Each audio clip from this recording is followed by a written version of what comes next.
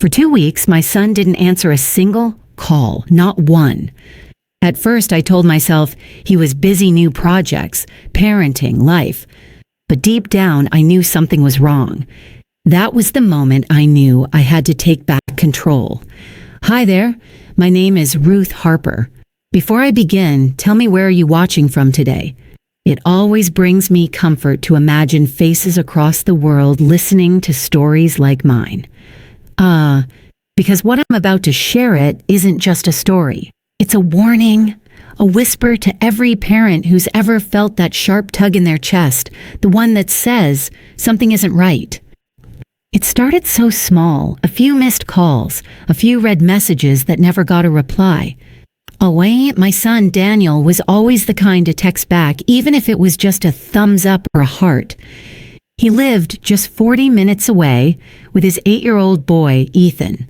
His wife, Lena, had passed 3 years ago cancer. Since then, Daniel had thrown himself into work, into fatherhood, into anything that could keep him from falling apart. The first week, I didn't panic. People get busy, life gets in the way.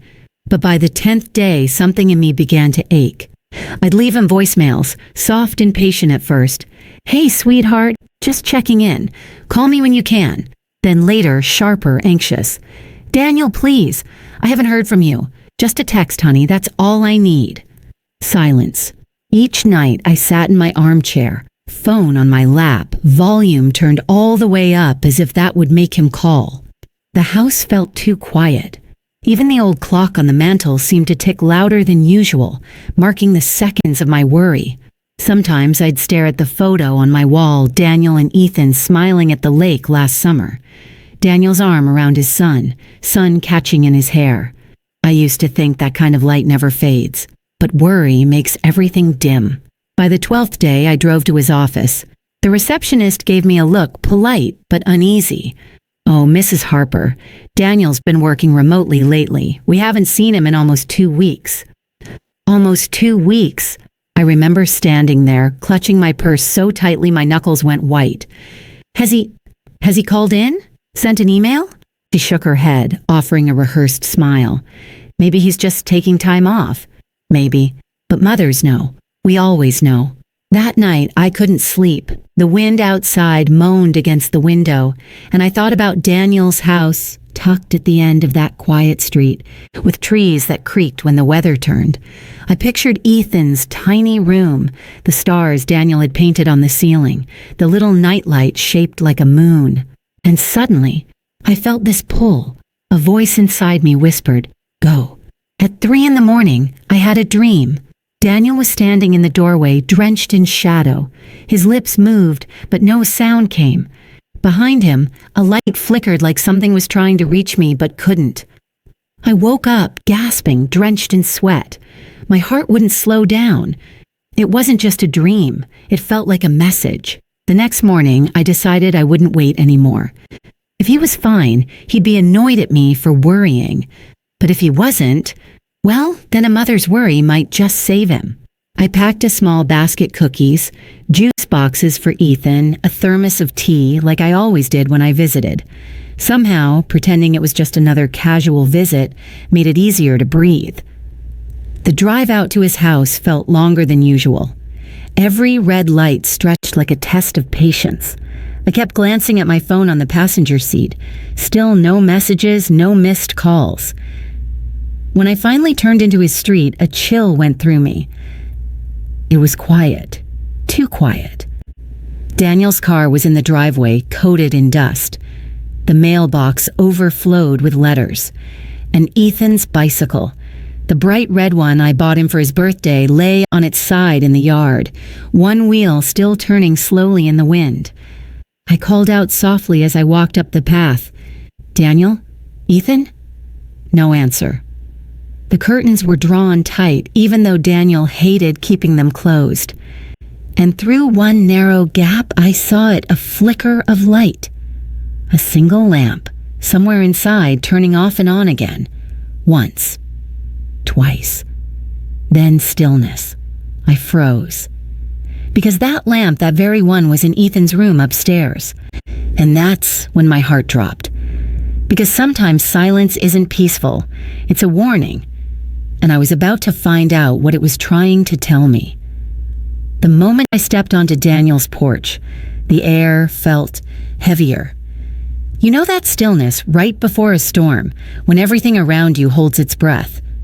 That's what it felt like. Even the wind seemed to stop moving. I knocked once. "Daniel, it's Mom." My voice sounded smaller than I expected, almost swallowed by the quiet. I waited, knocked again. Nothing. I reached for the doorknob. To my surprise, it turned easily. Unlocked. "Daniel," I called, pushing the door open. The hinges groaned like something protesting my presence. Inside, the house was dark except for that faint flicker upstairs. The air was stale, tinged with something sharp, not rot, not quite just old food maybe and neglect. My heart began to thud so loudly that it echoed in my ears. The entryway was a mess. Daniel was never neat, but this was different. Mail scattered across the floor, Ethan's school bag by the stairs, its zipper half open, homework spilling out. A cereal bowl on the table, milk dried at the edges. And silence, thick, pressing silence. I stepped further in. "Sweetheart, it's me. You home?" Still nothing. I wanted to believe I was overreacting. Maybe they went on a trip. Maybe Daniel forgot to lock the door. But then I noticed something on the kitchen counter, my cookies. The ones I baked for Ethan last month, in that blue tin with daisies. The lid was still open. The cookies inside were hard as stone. How long had they been sitting there? I started up the stairs slowly, gripping the railing to steady myself. Every creak under my foot made my stomach twist tighter. Halfway up, I thought I heard something, a faint sound, like a whisper. I froze. "Daniel?" Silence again, but I could swear I'd heard movement. Ethan's room was at the end of the hallway. The door was half closed, a sliver of light spilling through. I walked toward it, my heartbeat keeping pace with my steps. The moment I pushed it open, I stopped breathing. The room looked untouched. Toys scattered, crayons on the desk, the curtains drawn halfway. And there the lamp I'd seen from outside, flickering faintly as if struggling to stay alive. I took one cautious step inside. "Ethan? Honey?" Then a sound. A shuffle. From under the bed. At first, I thought it was a mouse, or maybe the wind rattling something loose. But then I heard it again. Slow. Deliberate.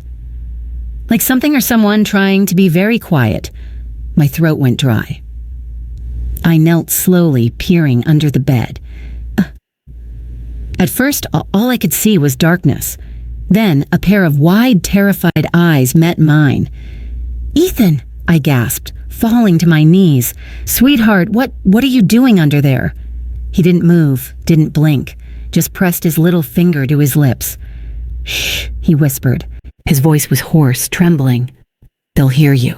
My stomach dropped. "Who will, baby? Who?" He shook his head so hard his hair fell over his eyes. "Don't talk, Nana. Please." I crawled closer, reaching for him. His small hand shot out and gripped my wrist tight, desperate. He was trembling so violently it scared me. "Ethan, come out," I whispered. "It's okay. It's just me." He hesitated and then finally wriggled out, clutching something against his chest, a crumpled photograph. His face was pale, cheeks streaked with dried tears. His shirt was wrinkled, his hair matted. "Where's your dad, sweetheart?" I asked softly. He looked toward the hallway, then the floor, then whispered, barely audible, "Downstairs." I blinked. "He's downstairs?" He nodded once, but he told me to hide. He said not to come out until he came back. My heart was pounding so hard I thought it would burst. "Came back? Ethan, how long have you been here alone?" He didn't answer, just clutched the photo tighter. I looked around, no food wrappers, no juice boxes, nothing to show anyone had been feeding him. My voice cracked. "Sweetheart, when was the last time you ate?" He shrugged weakly. The cereal was all gone. Oh, God. I held him close, feeling his tiny heartbeat thudding against mine. "You're safe now, baby. I'm here." But even as I said it, my eyes drifted toward the basement door visible from the top of the stairs, slightly open, the darkness behind it almost breathing. That's when I smelled it. Something metallic. Something wrong. I grabbed Ethan's hand. "We're going outside," I said firmly, "right now." He didn't argue. As we moved down the steps, every creak echoed like thunder in that silent house. Halfway down, Ethan stopped suddenly, his grip tightening. "What is it?" I whispered. He stared at the basement door again, then back at me and whispered, "Nana, don't go down there. Daddy said, it's bad." And in that moment, I realized this wasn't just a mother's worry anymore. It was something else, something darker. And I was standing right in the middle of it. I held Ethan's trembling hand all the way down the stairs, every instinct in my body screaming to get out of that house. But there was something about the way he looked at the basement door, not just fear, but knowledge, that stopped me from leaving right away. "Ethan," I whispered, crouching in front of him, "tell me what happened. Where's Daddy?" He shook his head, eyes glistening. "Daddy said he'd come back after the noise stopped." "The noise?" He hesitated, biting his lip until it turned white. "There was shouting, then a crash, then Daddy told me to hide and not come out." My skin went cold. "Sweetheart, when was that?" He looked up at me with eyes far too old for his 8 years. "A long time ago," he whispered. I could feel the house watching me, the hum of the fridge, the creak of the floorboards, every sound sharper, like the walls themselves were holding a secret. I took Ethan outside to the porch, wrapped him in my cardigan, and dialed 911. My hands shook so badly I almost dropped the phone. "Hello, yes, I need help," I stammered. "My son's been missing for 2 weeks. His little boy's here alone. The door was unlocked. Please, just send someone." The dispatcher's voice was calm and clipped, the kind that sounds trained to carry someone else's panic. "Ma'am, what's your address? Stay outside if you can. Officers are on their way." But when I looked back at the open door, something inside me wouldn't let me stay out. There's this strange thing that happens to mothers even when fear claws at you. You have to know. You have to face it. So I went back inside. The kitchen looked even darker now, the faint daylight barely touching the floor. I called Daniel's name again, quieter this time, as if I was afraid of waking something. That smell, metallic, like rust, seemed stronger the closer I got to the basement. I stood at the top of the stairs, staring down into that black mouth of a doorway. "Daniel?" I whispered. Nothing. The air down there felt thick, damp, almost alive. I gripped the railing, heart hammering, and took one step down, then another. The wood moaned beneath me. A shadow flickered near the far wall, but when I turned on my phone's flashlight, there was nothing. Just stacked boxes, an old washer, and piles of toys Daniel had meant to donate. Still, that smell lingered. I thought about Ethan's words. Daddy said it's bad down there. I didn't go any further. Not then. I backed up slowly, phone trembling in my hand. When I returned to the living room, Ethan was sitting on the couch, knees tucked under his chin, still clutching that photo. I knelt beside him. "Honey, what's that?" He held it out to me. It was an old picture, Daniel. Maybe 6 years old, standing beside his father, my ex-husband, Richard. Daniel's smile in that photo was stiff, forced. Richard's hand gripped his shoulder too tightly. "Daddy said Grandpa came back," Ethan murmured. "He was mad." My breath caught. "Came back? Richard?" Ethan nodded. "He said Daddy had to give him something, and then Daddy told me to hide." My vision blurred for a second. I hadn't seen Richard in over a decade, not since the divorce. Not since the night Daniel showed up at my door, eyes bruised from a fight I never got the full truth about. Before I could ask anything else, the sound of tires on gravel snapped me back. 2 police cruisers had pulled into the driveway, lights spinning silently. When the officers entered, I explained everything, the calls, the silence, the door unlocked, Ethan hiding. They split up, one upstairs, one toward the basement. "Stay here, ma'am," one of them said. "We'll check the house." Ethan clung to me, burying his face in my sleeve. Then came the sound of boots creaking upstairs. The officer's voice echoed faintly. "Hey, Sarge? You need to see this." I froze. "What is it?" No answer. Moments later, the officer came down, holding something in gloved hands, a small wooden box wrapped in a piece of torn cloth. He set it carefully on the coffee table. "Found this under the kid's bed," he said quietly. "You might want to step back, ma'am." The cloth was stained dark, brittle at the edges, and the smell, that same metallic tang, stronger now, filling the room. "Dear God," I whispered, "what is that?" He exchanged a look with his partner before pulling out a small crowbar to lift the latch.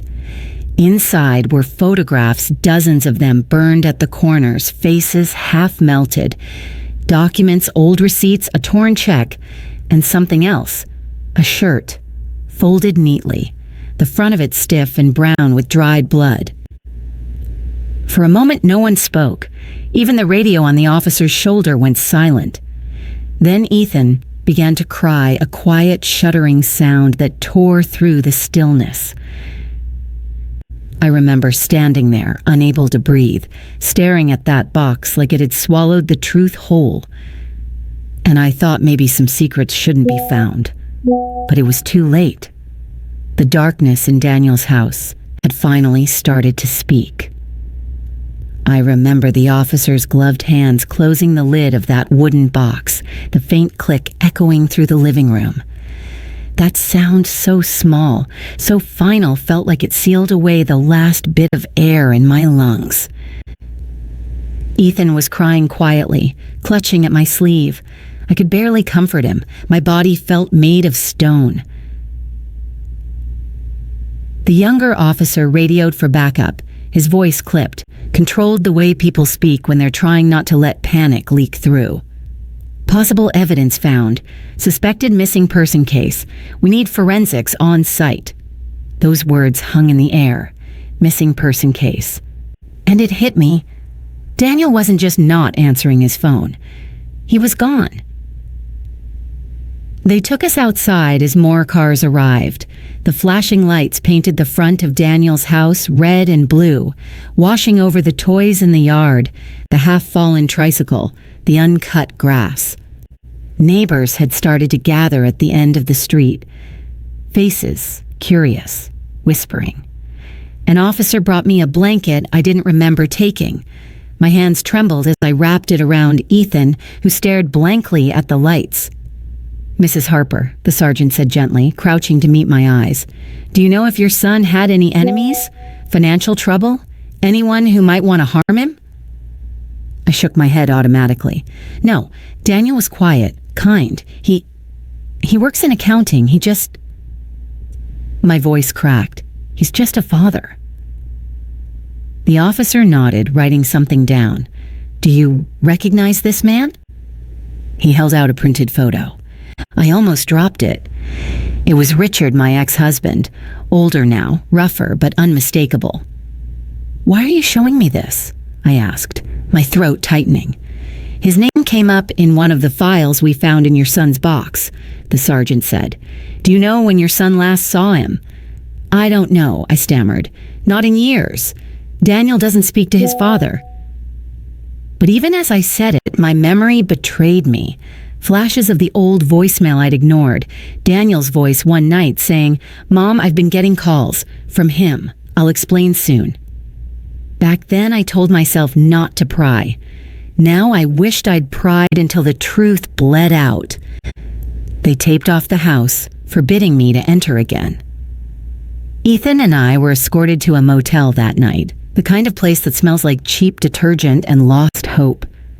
He fell asleep almost instantly, curled against me, still gripping that crumpled photo of his father and grandfather.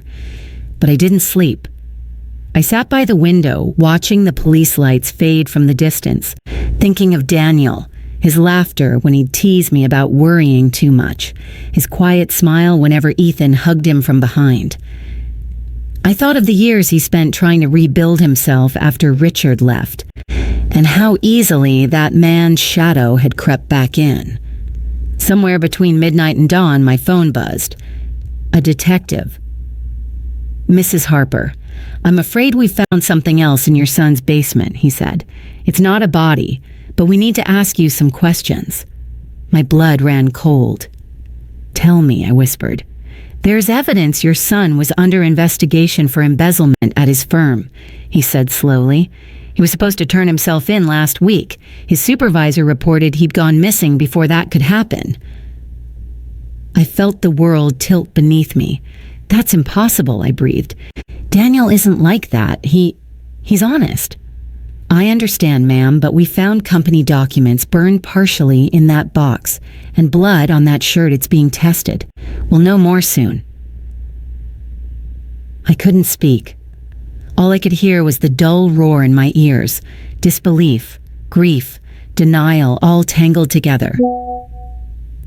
When the call ended, I just sat there staring at the dark screen, my reflection trembling in it. The next morning, a social worker came to check on Ethan. He wouldn't talk much. He colored on the notepad she gave him a stick figure of a man holding hands with a little boy under a yellow sun. When she asked who it was, he said softly, "Daddy, he's in the dark." The words made my stomach twist. That night, after she left, Ethan crawled into my lap while I sat on the edge of the bed. He looked up at me with those wide, tired eyes. "Nana?" "Yes, baby." "Are the police going to find Daddy?" I swallowed hard. "They will, sweetheart. They're trying." He hesitated, then whispered something that made every hair on my arm stand up. "Grandpa came that night." My breath caught. "What?" He nodded, eyes darting toward the window. "I saw him. Daddy said not to open the door. He said Grandpa was angry." I froze. "Angry about what, Ethan?" He frowned, thinking. He said Daddy took something that belonged to him. The clock ticked loudly in the silence that followed. I held Ethan tighter, my heart hammering. If Richard really had come back after all these years, what could he possibly want? And what had Daniel taken that was worth all this fear, all this silence? I thought I'd already lost my son once to pain, to grief, to life's cruelness. But now I understood. Whatever had taken him this time wasn't done yet. And somehow, it was coming for the rest of us too. I didn't sleep again after that. Every time I closed my eyes, I saw Daniel's face not as the man he'd become, but as the boy he once was. The one who'd come running to my room in the middle of the night, clutching his blanket, whispering, "Mom, he's mad again." That he was Richard. And I had spent years pretending that part of our lives didn't exist. The morning after Ethan's revelation, I called the lead detective. "Has anyone spoken to Richard Harper?" I asked. He sighed. "We're looking into it. Your ex-husband's last known address is 3 towns over, but he's not there anymore. His truck was spotted near your son's neighborhood the night Daniel disappeared." The words hit like a hammer. "Then why isn't he in custody?" "We can't hold him without probable cause, ma'am," the detective said carefully. "We'll find him." I hung up, heart pounding. Find him? No. I'd find him. It took me less than a day. Richard was never the kind of man who hid well. He was proud, loud, and lazy, the kind of man who believed the world owed him an apology. I remembered his habits, the bars he liked, the gas stations he frequented, the old motel he used when we fought. When I finally saw him, standing outside that motel, cigarette between his fingers, I almost didn't recognize him. Age had carved deep lines into his face. His hair was gray, his shoulders stooped, but the arrogance, that old, poisonous confidence was still there. "Ruth." His voice carried that same mix of surprise and amusement that used to make me flinch. "Didn't expect you." I didn't waste time. "Where's Daniel?" His smile faltered. "What are you talking about?" "You know exactly what I'm talking about," I snapped. "You were at his house. Ethan saw you." He flicked the cigarette away, expression turning cold. That kid doesn't know what he saw. You always did fill his head with stories. Don't lie to me, Richard. My voice broke. Please, he's missing. He studied me for a long moment, then said quietly, "He called me." I froze. When? A few weeks ago. Said he had something that belonged to me, some files. He gave a dry laugh. Told him to hand them over and stop playing games. Guess he didn't listen. What kind of files? I demanded. His eyes flicked away. Business stuff. Old papers. Nothing you'd understand. But I saw it, that twitch in his jaw. The same one I used to see when he was hiding something. Did you hurt him? I whispered. He slammed his fist against the side of his truck so hard Ethan's photo, the one I'd seen tucked on his dashboard, fluttered to the floor. Don't you start with that, he hissed. I didn't touch him. Not this time. Not this time. I stepped back, stomach churning. You stay away from Ethan, I said. If you come near him again. Don't threaten me, Ruth, he interrupted, lighting another cigarette with shaking hands. You think you know everything. That boy stole from me. He's not some innocent kid anymore. He wanted to ruin me. I stared at him, the smoke curling between us. Daniel didn't ruin you, Richard, I said quietly. You did that all by yourself. When I got back to the motel, Ethan was drawing again this time. A picture of a man standing between two smaller figures. That's you, Nana, he said softly, pointing to the middle one. And that's Daddy. That's Grandpa. The grandpa in the drawing had red scribbled over his hands. My heart sank. That night, after Ethan fell asleep, I scrolled through my phone. I don't even know what I was looking for, a message, a clue, a sign. And then I saw it, an unheard voicemail from 2 weeks ago. I'd missed it the morning Daniel stopped answering my calls. With trembling fingers, I pressed play. His voice filled the room, cracked, breathless, urgent. Mom, if you get this, don't call me back. I'm handling it. But if anything happens to me, don't trust Dad. He's not done yet. The message cut off. For a long time, I just sat there in the dark, phone pressed to my ear, tears streaming down my face. The silence after his voice felt unbearable. I replayed it, again and again. Each time I caught something new, the panic in his breathing, the thud of footsteps in the background, the faint sound of Ethan crying. The next morning, I took that voicemail straight to the police. The detective listened in silence, then nodded grimly. We'll put a trace on Richard Harper's vehicle, he said. If he's involved, we'll find proof. But the look in his eyes told me what I already knew. They were running out of time. And so was Daniel. I left the station that day with one thought burning in my mind. If Richard was behind this, then Daniel wasn't just missing, he was hiding. And somehow the answers were waiting for me in the one place I swore I'd never step into again. His house. The air inside Daniel's house felt heavier now. It wasn't just a house anymore. It was a grave of secrets. The police had come and gone, leaving behind yellow tape and cold instructions. But I wasn't done here. Not yet. Ethan stayed with my neighbor that evening. I told him I was just cleaning up. He didn't need to see what I was about to face. The living room smelled faintly of stale coffee and dust. Daniel's shoes were still by the door. His jacket still hung on the coat rack. And yet, the silence screamed of absence, the kind that eats away at you. I walked through the room slowly, trying to see what I'd missed before. Something didn't sit right about that night when I found the photo album under Ethan's bed. Why had Daniel hidden it there? Why not in his own room or the office? I went back to the boys' room, crouched beside the bed again. My hands trembled as I lifted the edge of the carpet near where the bed had been pushed. And that's when I felt it. A small metal ring in the floorboards. A trapdoor. My heart skipped. I pulled it open and a faint whiff of damp earth and rust drifted out. A wooden staircase descended into darkness. I hesitated, grabbed Daniel's old flashlight from the shelf and went down. Each step creaked under my weight, echoing in the tight space. When the beam of light hit the walls below, I froze. It wasn't a basement. It was more like a hidden room, small, sealed, and cold. There were boxes stacked against one wall, and in the center, a table. On that table lay a laptop, notebooks, and a photo of Ethan, one I'd never seen before. My shaking hands opened the first notebook. The pages were filled with dates, phone numbers, and names I recognized. Richard's name appeared again and again.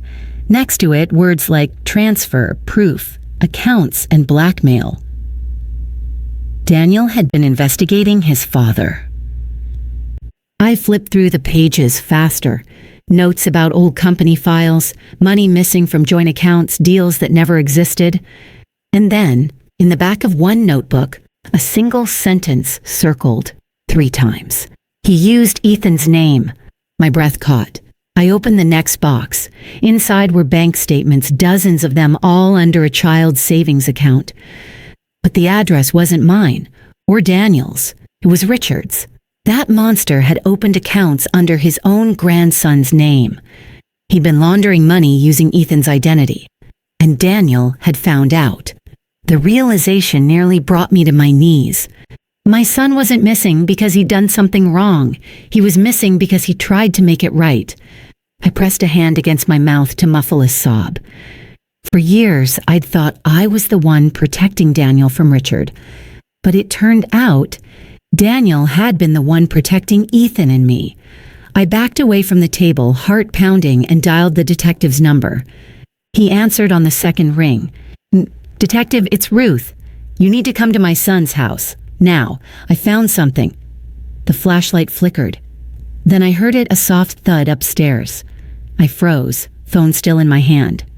I'll "Hello?" never forget the I way called she out. looked at me that No night. response. Eyes sharp Another as glass. creak. Footsteps, slow, heavy, moving across the floorboards above me. My breath hitched. I turned off the flashlight and stood perfectly still, listening. The sound moved toward the staircase. 1 step, 2. Then a familiar voice, low, gravelly, calm. "Ruth," it said, "you shouldn't have come back here." It was Richard. I backed toward the far corner of the hidden room, clutching my phone. "Where is he?" I shouted. "Where's Daniel?" Richard's shadow appeared at the top of the stairs, blocking the faint light from above. "You always thought you could save him," he said, descending 1 slow step at a time. "But you never understood Daniel wasn't innocent. He stole from me. He tried to ruin everything I built." "Everything you built?" My voice trembled. "You built nothing but fear." He reached the bottom of the stairs, eyes glinting in the half-dark. "You should have stayed out of it," he whispered. "You always make things worse." I took a step back and my foot hit one of the boxes. It toppled over, scattering papers across the floor, including one with the word "police" stamped at the top.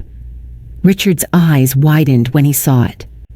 "Daniel sent those to the cops," I said, realizing it as I spoke.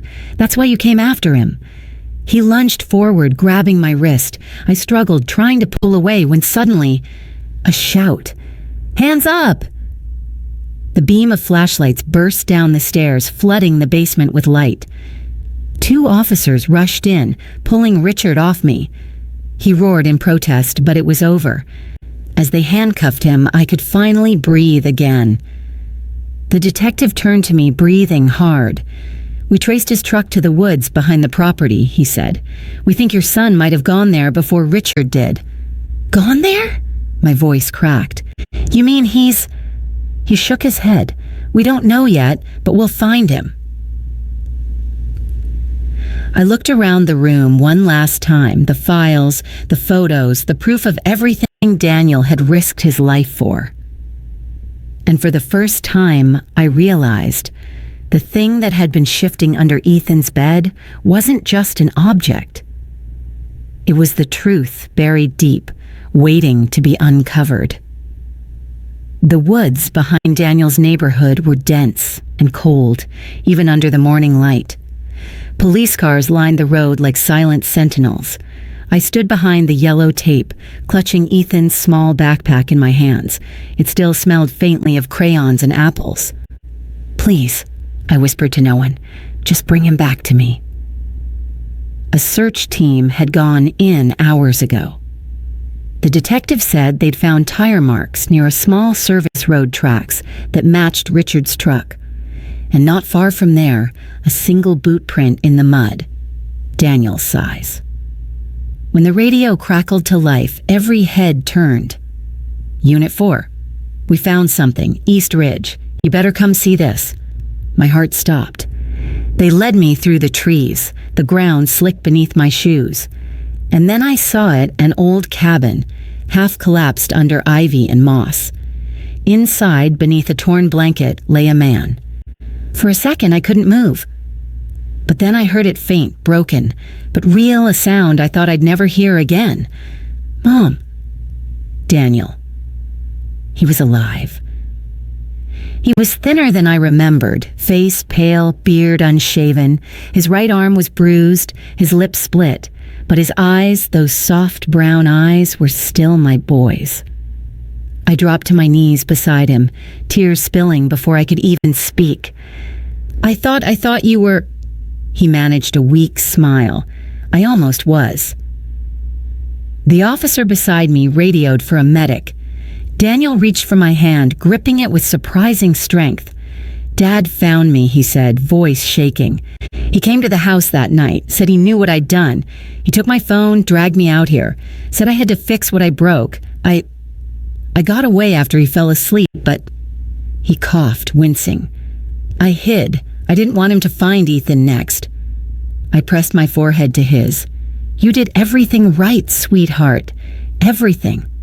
He closed his eyes, whispering, "Tell Ethan I'm sorry. I never meant to scare him." "He knows," I said through tears. "He knows you love him." The paramedics carried him out on a stretcher, and for the first time in weeks, I let myself breathe. The nightmare was ending. Richard was taken into custody that same day. The financial crimes, the identity theft, it all came out in the open. His empire of lies finally collapsed under the weight of his own arrogance. And Daniel, he spent 3 days in the hospital recovering. When he woke up fully, Ethan ran into his arms so fast that even the nurse had to wipe her eyes. "Daddy," the boy cried, clutching him tight. "I told Nana you'd come back." Daniel looked at me then, and for the first time in years, there was no guilt in his eyes, just gratitude. We sold the house not long after. Neither of us could walk through those halls again without feeling the shadows. But before we left, I went into Ethan's room one last time. The bed was gone, the carpet lifted, the trap door sealed. Still, I knelt there and whispered, "Thank you," to the quiet space beneath the floorboards, for holding the truth until I was ready to face it. It's been 6 months now. Daniel and Ethan moved in with me while he sorts through the legal mess. Ethan's laughter fills the house again, loud, unfiltered, alive.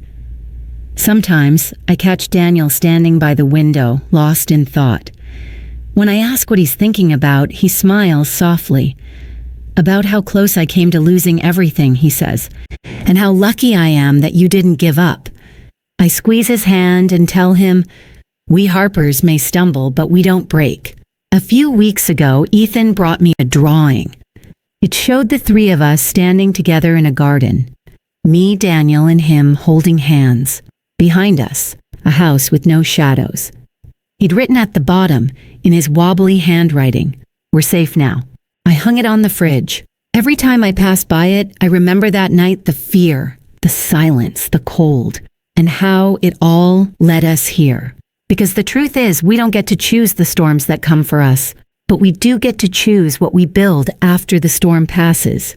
And as I watch my grandson run across the yard, chasing the sunlight, I know we've built something stronger than fear. We've built peace. When I found what was hidden under that bed, I thought it was the end of my world. But it was really the beginning, the moment I learned that love, no matter how broken, always finds its way back. And that's why I share this story with you. Because maybe you've lost someone, or maybe you're still waiting for a call that never came. But if my story tells you anything, let it be this. Keep searching, keep knocking. The silence always breaks eventually,